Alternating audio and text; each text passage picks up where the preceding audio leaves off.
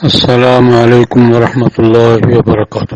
وزیر اعظم پاکستان کی اقتصادی مشاورت کے لیے بنائی گئی کونسل میں ایک قادیانی پروفیسر عاطف میاں کی شمولیت پر ملک بھر میں بحث و تمہیز کا سلسلہ جاری ہے۔ اس کے دو تین مختلف پہلو ہیں اور ہر پہلو اپنی جگہ اہم ہے۔ ایک پہلو تو شرعی اور مذہبی ہے کہ قادیانی غیر مسلم ہیں لیکن باقی غیر مسلموں کی طرح نہیں۔ باقی غیر مسلم ہندو سکھ عیسائی یہاں رہتے ہیں، ان کی ہمارے ساتھ کوئی مذہبی محاذ آرائی نہیں ہے۔ وہ انہوں نے اسلام قبول نہیں کیا، ٹھیک ہے، لیکن وہ اسلامی عقائد کو چیلنج کر کے اور اسلامی عقائد سے انحراف کر کے اس کے خلاف مورچہ بند نہیں ہے۔ جبکہ قادیانیوں کی اب تک کی پوری تاریخ 100 سال سے زیادہ کی اسی سے عبارت ہے کہ وہ اسلامی عقائد کو چیلنج کر کے، مسلمانوں کے اجماعی عقیدوں کو چیلنج کر کے، ان کے خلاف مورچہ بندی کر کے محاذ کے ساتھ دنیا میں ہر جگہ کام کر رہے ہیں۔ اس لیے وہ دوسرے غیر مسلموں کی طرح نہیں ہیں اور وہ ان کی بڑی تعداد مرتدین میں شمار ہوتی ہے۔ ان کی شرعی پوزیشن باقی غیر مسلموں سے الگ ہے۔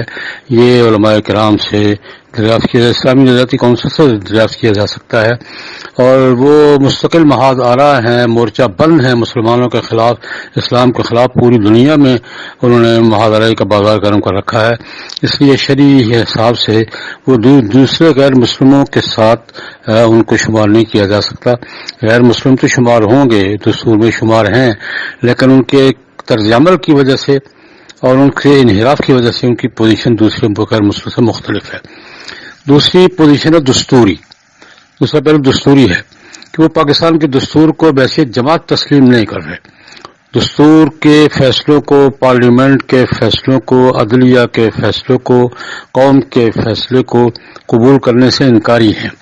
پہلا مسئلہ ہمارا شرعی اور مذہبی ہے، اور پارلیمنٹ کو فیصلوں کو مسترد کرنے کا اور دستور کے فیصلوں کو مسترد کرنے کا اور سپریم کورٹ کے فیصلوں کو مسترد کرنے کا مسئلہ یہ ہمارا قومی ہے۔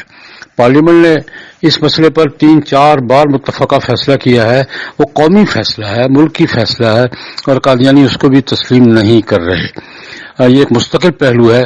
جب تک قادیانی جماعت بحیثیت جماعت وہ ملک کے دستور کو تسلیم کرنے کا اعلان نہیں کرتی، یا قادیانیت سے پاکستان کے نظم میں شریک ہونے والا، دستور کے سسٹم میں شریک ہونے والا شخص قادیانی جماعت سے برات اور بغاوت کا اعلان نہیں کرتا، یہ بات بنتی نہیں ہے کہ ایک جماعت دستور کو تسلیم نہیں کر رہی اور اس جماعت کا فرد دونوں طرف ادھر بھی وفاداری کر رہا ہے، ادھر بھی وفاداری کا دعویٰ کر رہا ہے۔ یہ تضاد ہے اور یہ بالکل غلط بات ہے۔ یہ تضاد اگر نہیں ہے تو دھوکہ دہی ہے۔ یہ تو یہ دستوری مسئلہ ہے، قانونی مسئلہ ہے کہ عاطف میاں یا ادھر وفاداری کریں یا ادھر وفاداری کریں۔ اگر قادیانی جماعت کے ساتھ وفادار ہیں تو وہ دستور کو تسلیم نہیں کرتے، اور ادھر وفادار ہیں تو وہ قادیانی جماعت کے اجتماعی فیصلے سے بغاوت کا، ان کو انحراف کا اعلان کرنا ہوگا۔ تیسری بات مشاہدے اور تجربے کی ہے کہ اب تک کا تجربہ ہمارا 100 سال کا یہ ہے کہ قادیانیوں نے ہر مرحلے پر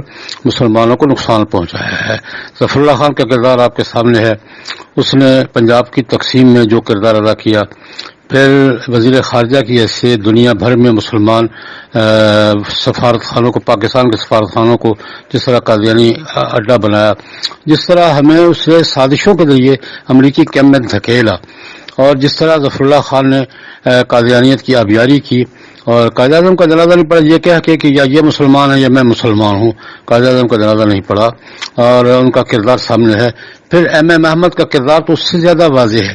ایم اے محمد یحییٰ خان کے دور میں ڈپٹی چیئرمین، اسی اقتصادی منصوبہ بندی کمیشن کے ڈپٹی چیئرمین تھے، اور یحییٰ خان کے اقتصادی مشیر تھے۔